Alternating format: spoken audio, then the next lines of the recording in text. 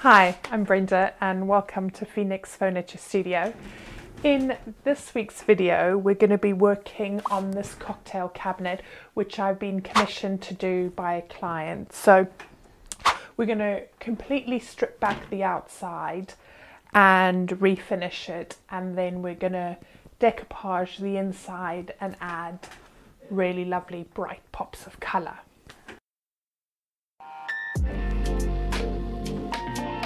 The first thing that I saw when I saw this wood grain is, to me, it looks like a woman with flowing hair.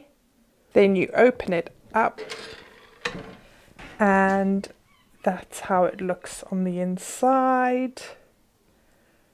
Really lovely vintage mirrors, and it's got this beautiful gold bar across here. The majority of the work on this piece, aside from refinishing the outside, is going to be repairing these tambour doors.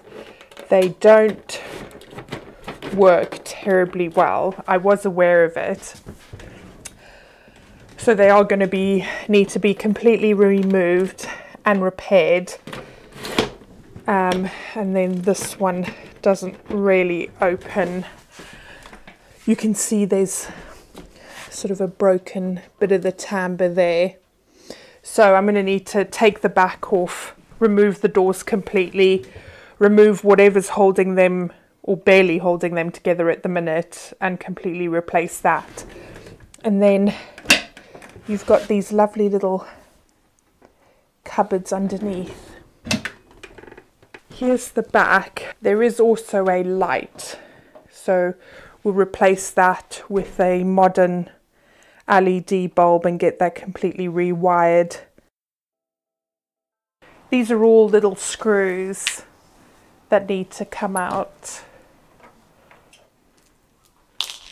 The back's off now, and you can see just how badly these need to be repaired. That's just all held on, I don't know if you can see, by black tape.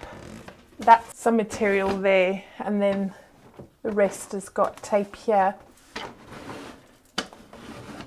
Oh gosh, there's so much dust and dirt in there.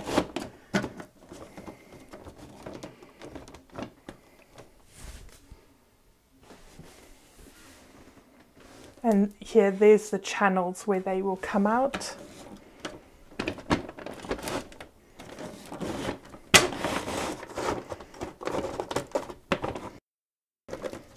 Come on.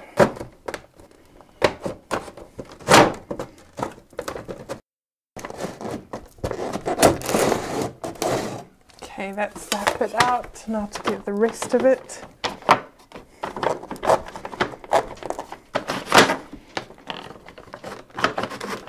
Handles off first.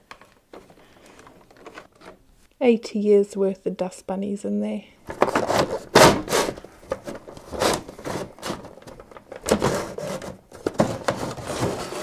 There we go.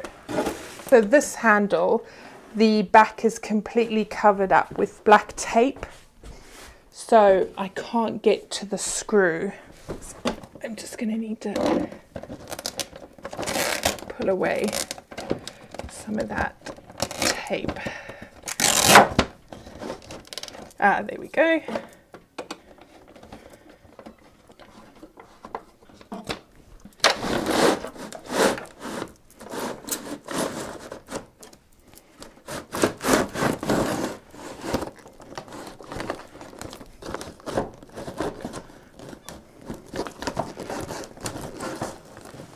And there it all is. That needs a bloody good hoover.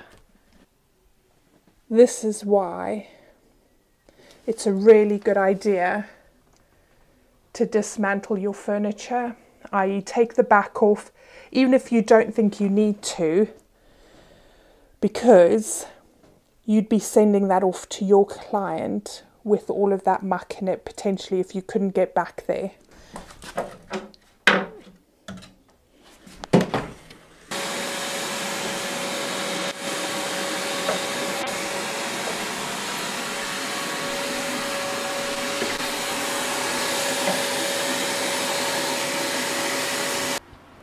I've got those tambour doors out now, and they're a bit of a mess, but that's fine because I'm going to strip all of these and put them onto a new backing. So those are done. Next, what I'm going to do is I'm going to start removing everything, and I'm going to put everything into little Ziploc bags, which I'm going to label so I know where it all needs to go back when I need to put it back together, because it's so easy to mix pieces and parts up and then you've got issues putting it back together because it doesn't fit right. So it's really important to take the time to label where everything goes.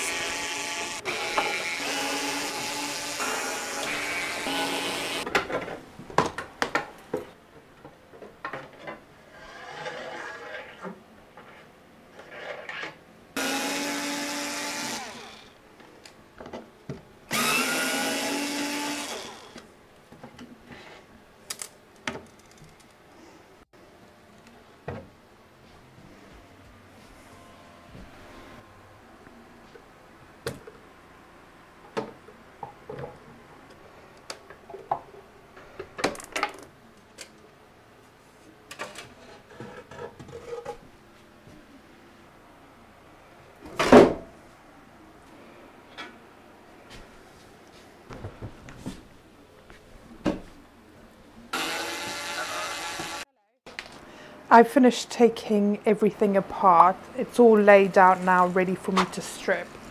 I'm going to be using Paramos Industrial Stripper, which will make very short work of this finish. It's one of my favorite strippers to use. This stuff is very, very toxic, so I've got my chemical resistant gloves there, which I'm going to pop on, and my face mask as well, because it is pretty pungent.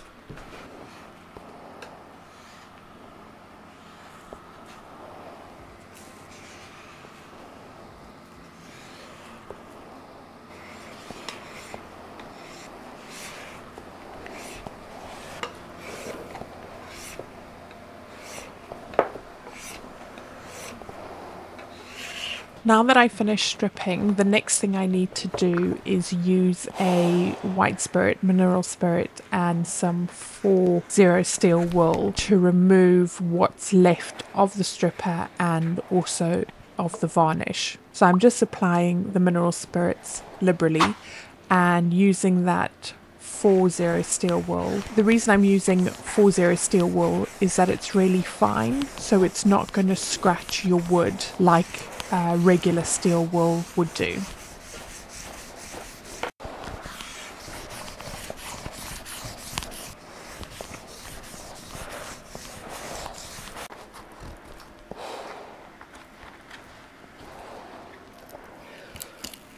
Ooh-wee. Done, finally, with the stripping. Now that the mineral spirits has had a chance to dry off, I'm going to go over everything with a 240 grit sandpaper, just to get any last bits of varnish or stripper residue that might be on here, and then we can move on to the next stage.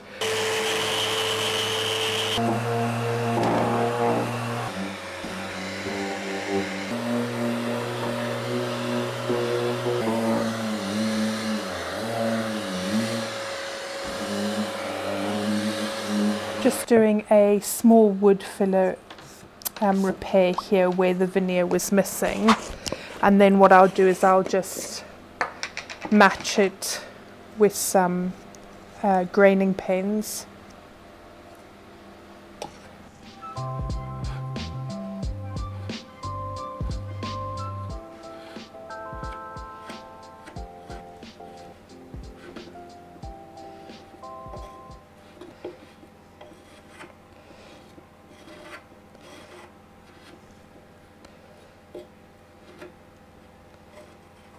My client wants her doors to be painted a bright neon pink on the inside. So I've got this powder pigment from Hemway, which I'm going to mix with this French Chic finishing coat and see if I can create my own sort of neon paint. Wow, that is bright. That is gorgeous. I love that.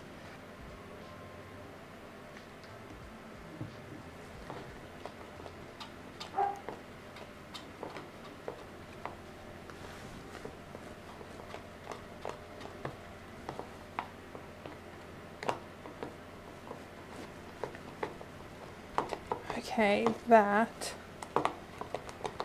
is looking good. I might just put a tiny bit more just to loosen it up.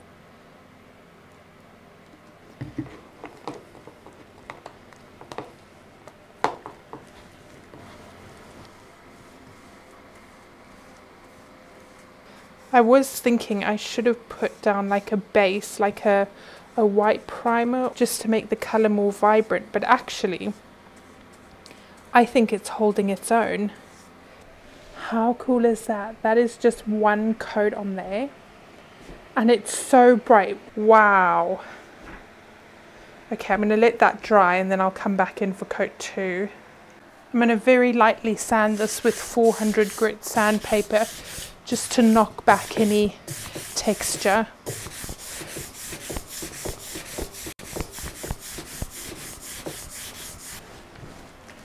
And now for coat number 2. You've seen me working on these with that neon pigment, but I want to see if I can really amp up the neon. So what I did is I've gone out and I've bought this pink neon spray paint.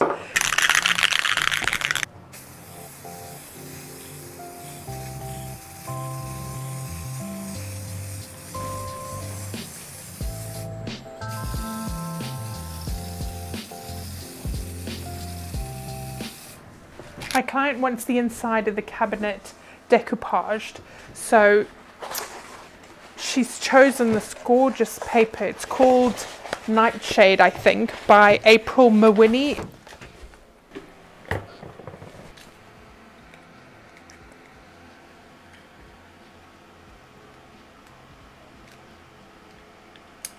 I'm going to be using Mod Podge to adhere the wallpaper to the furniture. It's just the one that I've had the best luck with. And this is why you put a sharp blade in, so that it just slices through that paper like a hot knife through butter.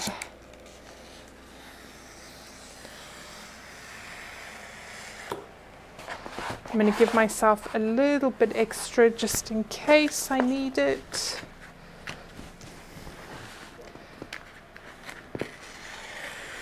But I'm not going to slice this side in half until I've stuck that side down so I can get it precise. This paper, the instructions specifically say to apply the paste to the surface, not to the paper, so that's what we're going to do. Normally I would apply to the paper and to the surface so that it can absorb into the paper. But if the instructions specifically tell you not to, then I would recommend whatever the paper instructions are. There's all these holes here which I need to keep a note of where they are, because that's where I need to reattach the hardware. So you're not pushing it down properly until you've got it positioned where you want it. That's fine. And I need to take a note of where all the holes are.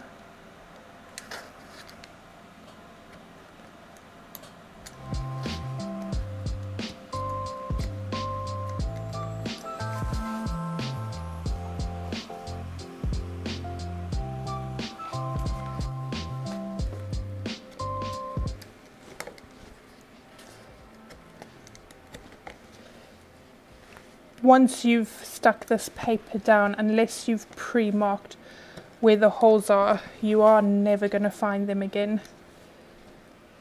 Right, that's all of them. So now we can get that stuck down properly.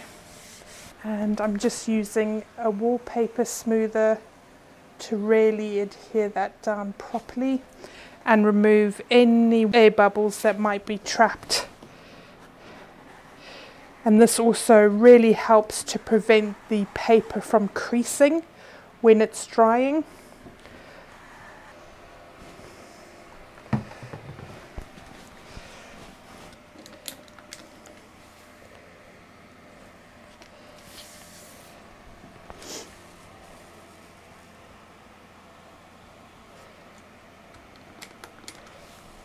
There should be two. Now that those two are stuck down, I can better judge where I need to fit this paper and where I need to cut it down the middle.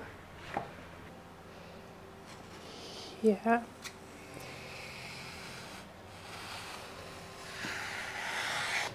Okay. I'm going to leave the glue and the paper to fully dry before I try and trim the edges, because the likelihood is that the edges will tear whilst they're still wet with glue. So once they're dry, they're a lot easier to cut cleanly against the edge.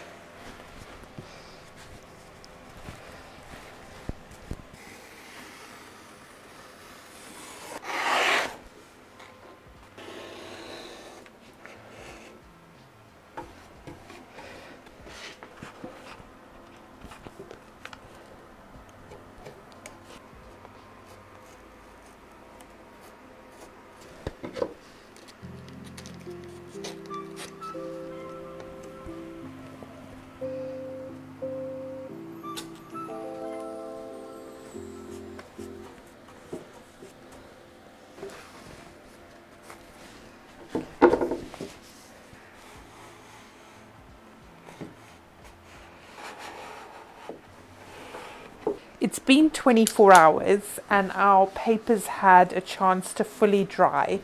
So I'm just going to go in with my blade and cut all the excess off, getting really close to that edge so that we've got a nice clean cut there.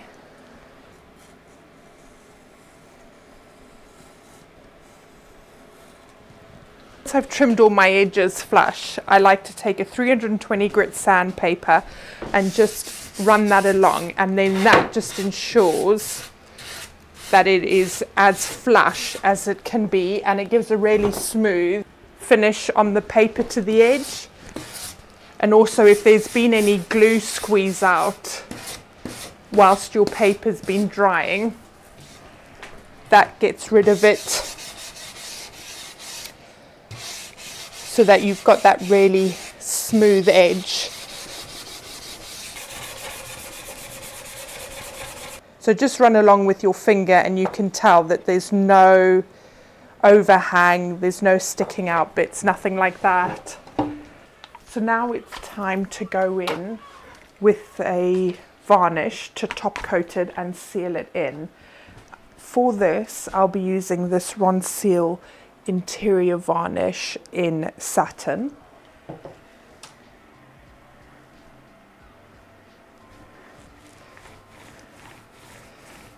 So just using a microfiber roller, I'm going to apply a couple of thin coats to the wallpaper and allow each one to dry fully in between. Normally I apply 3 to 4 coats just to make sure that that paper is really sealed in and protected from any scratches or dings that it might come across in the cabinet.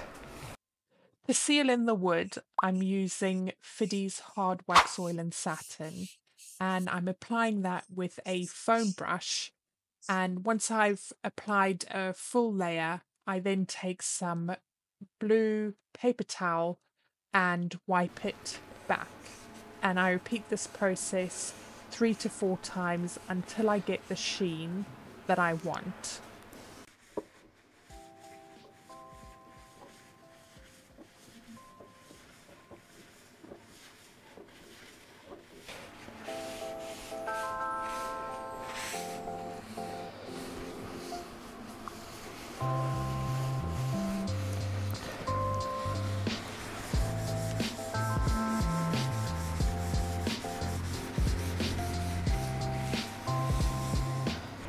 first things first, I'm going to flip this over and start removing. Now I'm just checking if there's some sort of continuous wood grain pattern in these tambour doors that we need to follow, and it doesn't look like it.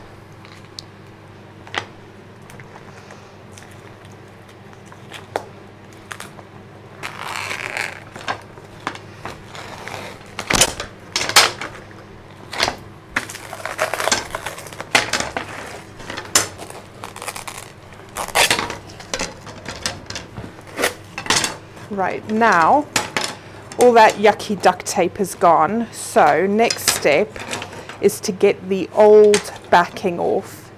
As you can see, it's a fabric, so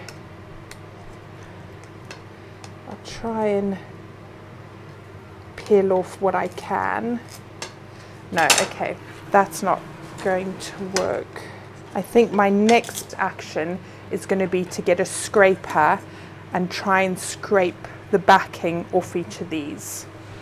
One thing I'm going to attempt before I go in with the scraper is I'm going to lay some paper towel down over the top of these, and then what I'm going to do is I'm going to pour some mineral spirits over the paper towel so it soaks in, and leave those for 5-10 minutes to see if that softens up the backing and the glue, what's left of the glue that's attaching it. It might not do anything, or it might do something. Hopefully something. I ended up leaving this soaking for about half an hour, so let's see what difference it's made, if any.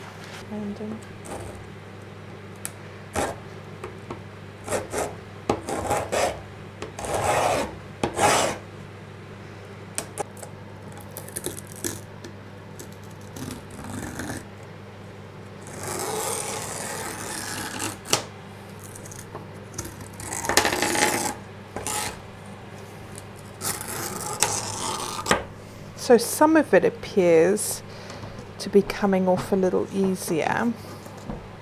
I think what I'll do is I'll pull up what I can, and then I'll pop the soaked tissue paper back on and see if I can't get it a bit more loose. Okay, that seems to have worked on some of it, so let's pop that back on. Let that really soak in. These have had plenty of time soaking now, so I don't think there's much more that leaving them under the tissue is going to do. So with the scraper, it's getting the last of the glue and also the backing off.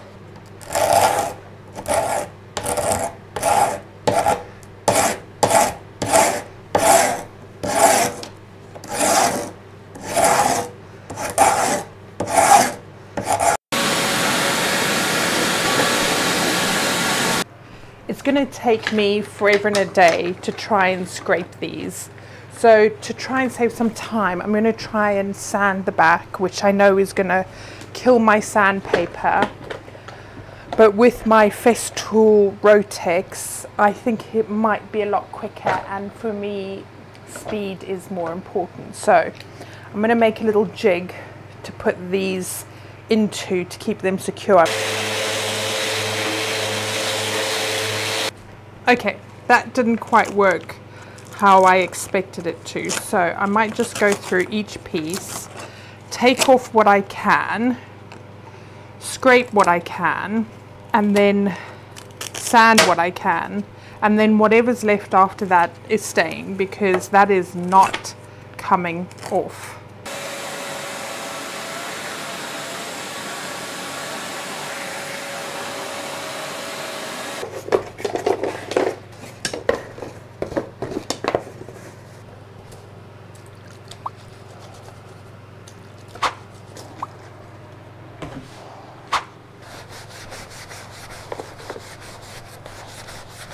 Here I'm taking the individual slats, which I've finished with Fiddy's hard wax oil and satin, and I'm placing them in the jig in no particular order because there is no wood grain pattern. And I'm making sure that they're all tight to each other, but still flat. And I'm using some masking tape to secure them all together. And I'm making sure to push down as I'm securing it so that they are all evenly spaced out.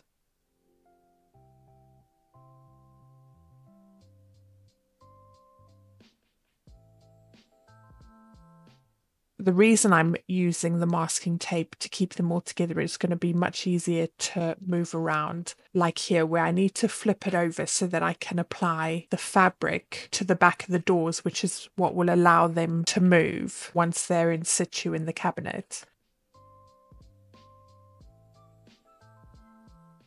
I've made sure that it is a tight fit with the jig so that all the slats stay in position with no gaps. Now, this fabric didn't work. I would not use this fabric. I knew it wasn't working when I did it. I had my doubts before I even bought it, but I'm stubborn and I pushed ahead and I shouldn't have. It's a waterproof fabric. So of course the glue isn't going to absorb into the fabric. It's just going to sit on the outside, which is why I knew it wouldn't work. But I needed a neon pink fabric and this is the one I could find. So I've applied some wood glue to the back of the fabric, brushed it out with a brush, and then placed it on the back of the slats and rolled it flat with a mini roller. And I've doubled up on the fabric to give it more support. I've applied a generous layer of wood glue again and used the mini roller to smooth it all out. Popped it out of the jig so that I can clean up any glue squeeze out that's come through the slats. I'm just misting the brush with some water, going in between the slats with some tissue and cleaning up as much as I can. I've left it to dry under a heavy table to keep it flat. After leaving it to dry for a couple of days, you can see how the glue hasn't penetrated the fabric at all. So it literally peels right off the back of these tambour slats. So after I've removed that waterproof fabric, I'm then going through with my sander and my scraper to try and get as much of the glue residue off as I can. For this second attempt, I'm using some masking tape just to tape off those slats that need to remain glue and fabric free. I'm using some Gorilla Wood glue and a roller to roll the glue onto the back of the slats to try and minimize the amount of glue squeeze out. And then I'm laying the fabric down over the glue and pushing it down really firmly, and then using a roller to individually roll down the fabric onto each slat to ensure that it is really, really well adhered and stuck on there. And then I'm going to leave that to dry overnight.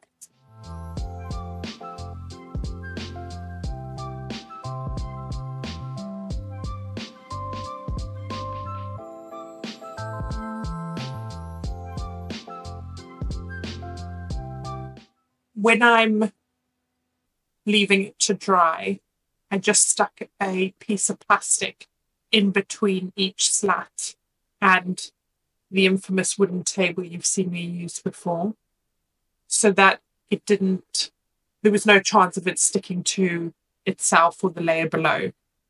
After that, it dried for 24 hours. It was looking a lot more promising. It was looking a lot more like it should have done. So I've ripped off the masking tape, keeping the slats together, because I'm pretty confident that this is going to work now. And I'm just rolling up the tambour slats. It feels really good. It looks like what it's meant to. There's a bit of glue squeeze out between each of the slats. So I'm just using various scrapers to scrape out any excess glue between each of the slats.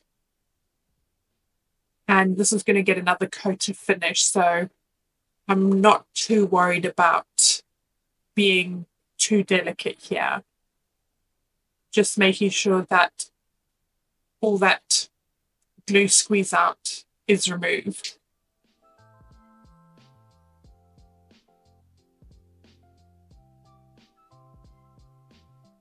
And taking 180 grit sandpaper and just rubbing down the slats and in between each of the slats. So any glue residue that might have gone in the slats, that's being sanded off, as well as anything that may have been left in between.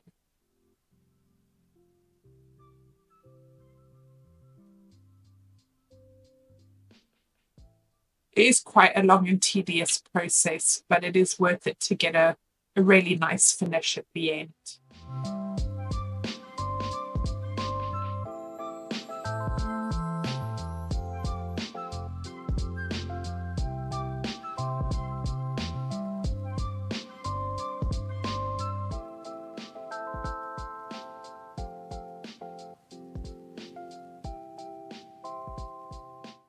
And then just using some mineral spirits to wipe away all of that sanding dust.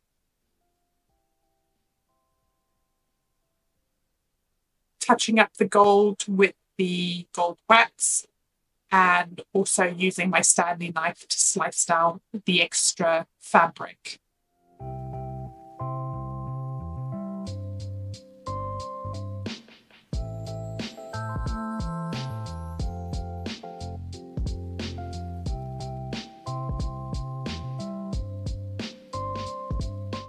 As you can see, that masking tape has really helped to stop the fabric from getting stuck to those slats that need to run through the runner in the cabinet.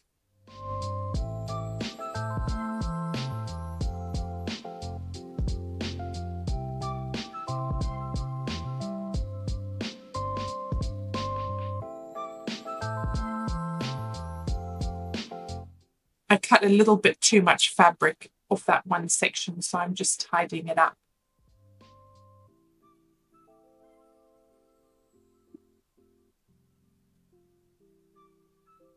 Then applying a thin coat of Fiddy's hard wax oil and satin. This is just a final coat just to finish it all off.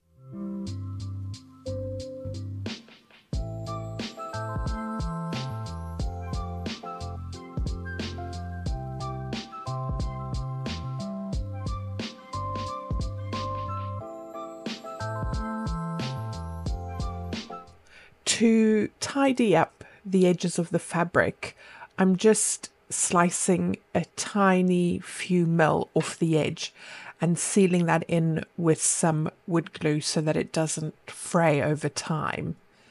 And that just adds a nice finished edge to the tambour doors.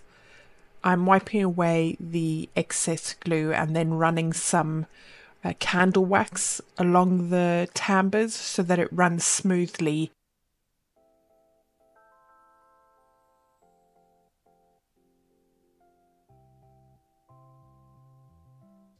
These are the original handles, and I've just gone over them with Rub and Buff in antique gold. So here's just a reminder of how the cocktail cabinet looked before. Remember those doors that barely opened and the one that didn't open at all? Just a lot of scuffs and scratches on the piece. Very tired looking inside.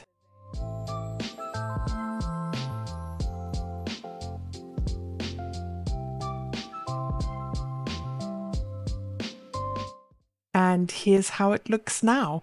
Completely refinished on the outside, sealed in with Fiddy's hard wax oil. I've added some gold detailing. I've used redesign with Prima wax for that. Some bee knobs have been added to go with the bee theme. It's been decoupaged with wallpaper on the inside. The original hardware fittings have been given a coat of Rub and Buff in antique gold. I've replaced one of the mirrors. The other two are original to the cabinet, have just been given a good clean. And there's those tambour doors, which are running a lot smoother now, have the new backing, the inside, which again has been decoupaged, and the redesign with Prima Gold added to the bottle holder, and fluorescent pink doors with a small little bee detail on the inside. So I'm really pleased with how this turned out, and my client absolutely loves it.